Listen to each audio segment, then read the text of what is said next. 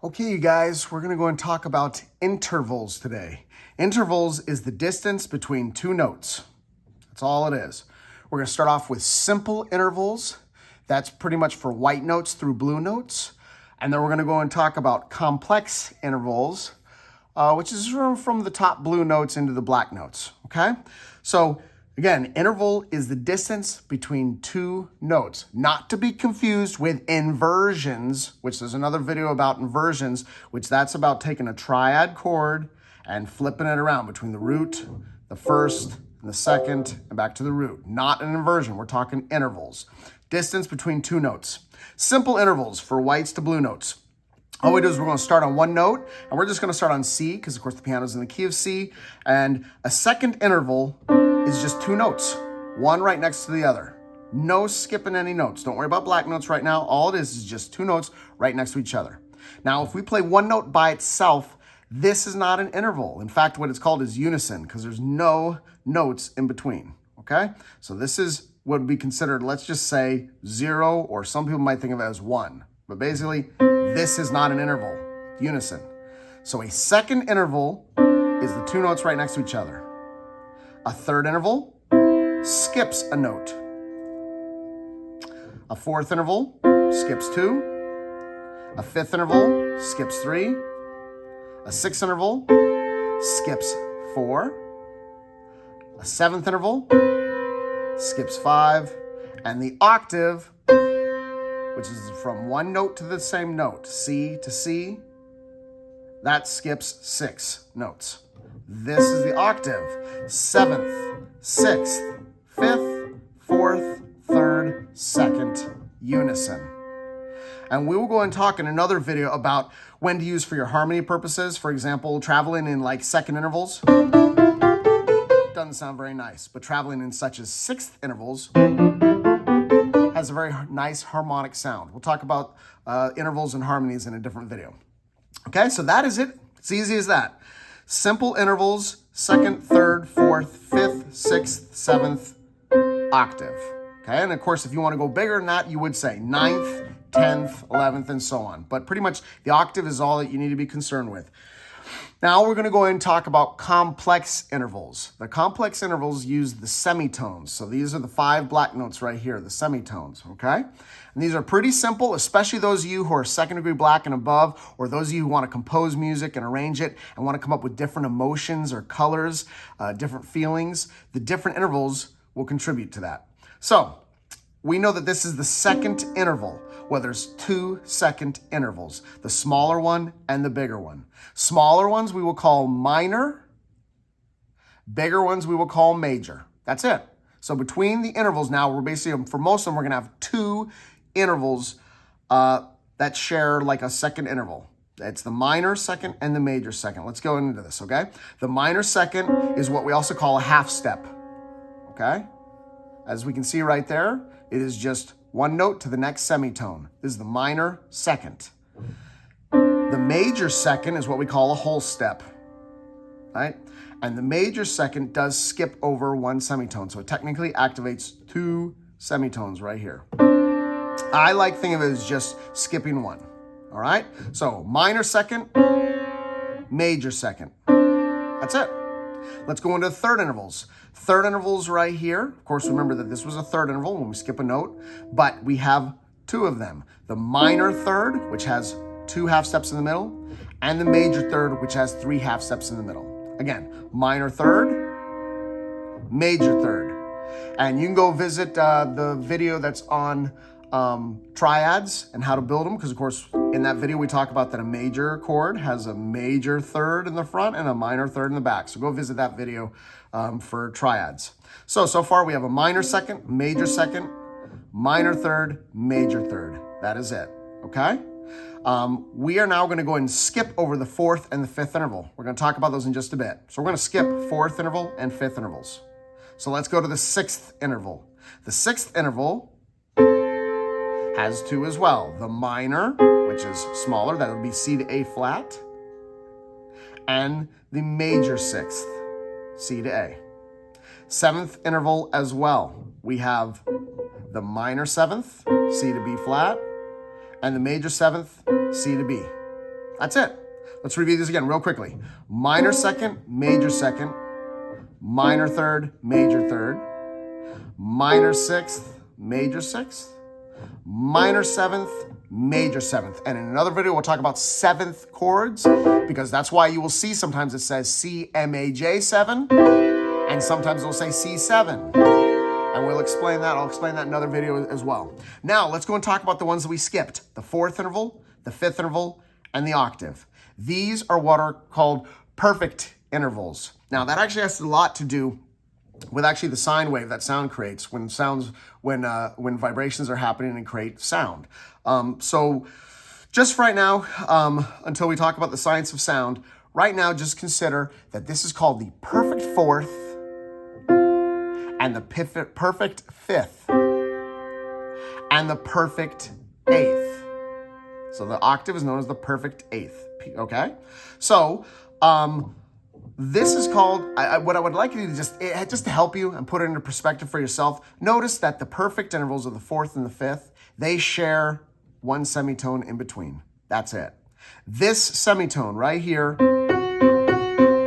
is called the tritone. Sounds a lot like a European ambulance. It's a very dissonant chord. It's also got the nickname of the devil's chord, which we can talk about in music history stuff one day. But right here, just so you guys know, the perfect fourth, the tritone or the devil's chord, the perfect fifth, and the perfect eighth. That is it. I'm going to go and review this with you now real quickly, okay? When we refer to something as being minor, we use a lowercase m. And when we refer to something as being major, we'll use an uppercase M. And then whenever we refer to it being perfect, we're going to use the word, the P, okay? An uppercase P. So this is a minor second, major second, minor third, major third, perfect fourth, tritone, perfect fifth, minor sixth, minor seventh, major sixth. Let's say this again. Minor sixth, major sixth. Just look at the number, the letters and the numbers. They're more clear than I am. Minor seventh and major seventh. Finally, the perfect eighth, and that is it.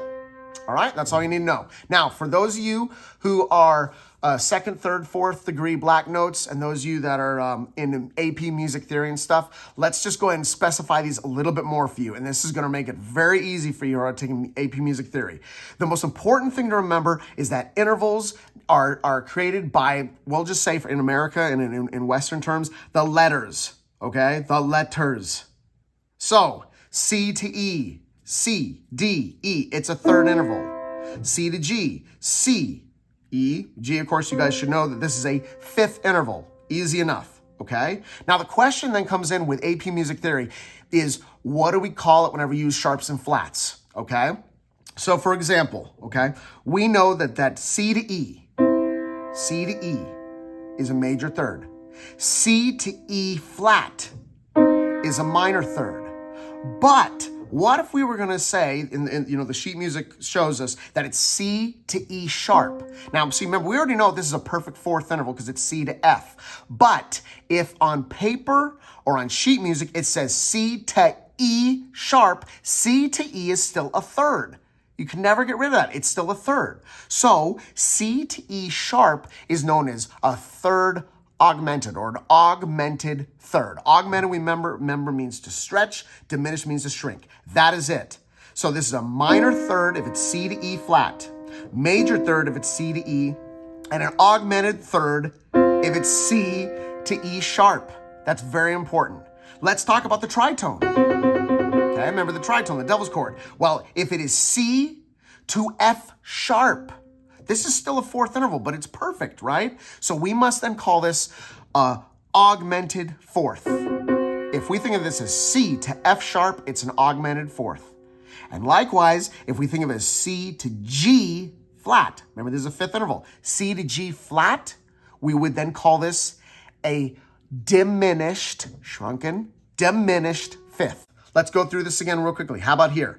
C to D is a major second. C to D flat is a minor second. But C to D sharp is a And you should say, hopefully you all said, augmented second. Augmented second. Of course, this is the minor third, is how we would just say in musical terms. But on paper, if you see a C with a D sharp, this is considered an augmented second. And that is it. As long as you can remember that simple rule, your minor second, your minors, your majors, your perfect intervals, your tritones, anything then that keeps the letter interval but then goes sharp or flat might be an augmented or diminished. So do not forget, C to A sharp is an augmented sixth, okay? Augmented sixth. C to B sharp is an augmented seventh. It's an octave, but on paper, you better put that it is an augmented seventh, okay? Now, just real quickly, one more bonus thing. You can go and you can sign off now if that's good enough for you for AP Music Theory students. But also now, just regarding the sound of our intervals. Just going to go into this real briefly, and I'll talk about more in our composition videos, okay? But neutral sound that just sounds like nothing is the unison. It's just one note, okay? As soon as we start combining, intervals, 2 or more notes, we start to get different, it's actually vibrations within our pitches, and people who know how to tune music, guitars and pianos, they know what I'm talking about. But this also creates different, let's just say, colors or moods or feelings. So notice a minor second versus a major second. A minor second, listen how this sounds.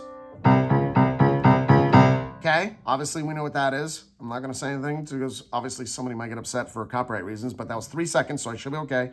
But minor second sounds very ominous, unpleasant, dark, okay? Major second, imagine if the movie had this going. Doesn't sound like a very scary fish, right? So a major second gives you, most people say it's like a neutral sound or a passing tone. It has a very neutral sound as it is. It just sounds quite normal, okay? Minor third gives us a very sad or tragic kind of sound. Minor third. But the major third gives us a very joyous or happy sound. Okay? So minor thirds, if you ever want to make something, you're playing a song and it's in a major chord and you want to make it sound serious, just flip it to the minor. That's the scene. If you're writing for movies and stuff, well, again, we'll talk about this in composition, but all of a sudden you're playing for the movie scene and he's happy, he sees his girlfriend, all of a sudden she holds hands with another guy. It totally changes the sound, okay? Minor third is more tragic and sad, major third is joy and happy, okay? A perfect fourth also has a very neutral sound. We'll talk why. Some people say it might have like a floating sound or a buoyant sound, okay? But, so of course with like waltzes and stuff, that's kind of like balloon sound. Maybe that's why you can think of like buoyant. Okay, tritone. People, it is the interval for alarm. Very, like we said, ambulances and stuff. Okay, so again, devil's chord, danger. If you ever want to create it and you're playing along, and he's out there, he's watching his girlfriend, but all of a sudden then it's an alarm. Okay, you just go to that tritone. Perfect fifth, again, just gives a sound of neutral for some people, but some people also consider stability. Very strong sound, which is why our guitar friends, we call these power chords, whenever we're rocking. That kind of power sound, stability, very strong chord, which is why it's also called the dominant, okay? Which we'll talk about those terms later in another video. All right, so now we also then are gonna go into the minor sixth. Has a very sad sound as well, okay? Some people might consider like an anguish sound, So for example, if you've seen like scary movies, but like an anguish, okay, gives that kind of anguish, sad kind of sound. Major six, some people say it's more like a winsome kind of sound. When we talk about our modes, it's very like a scientist in a laboratory, maybe like goofy, like kind of a Disney kind of sound. Okay, sixth interval, major six, gives you that kind of, some people say winsomeness sound. Okay, seventh interval, some people say it's got a mournful sound, or basically just sounds incomplete. Okay, unresolved or like irresolution. Okay.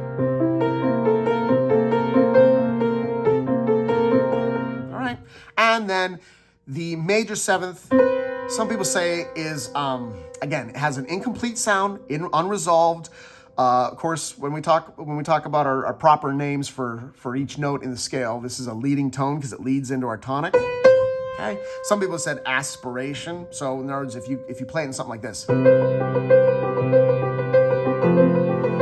it sounds like a little extraterrestrial kind of little guy, you know, we all know about and stuff. And it's that sound of a leading tone going into our tonic.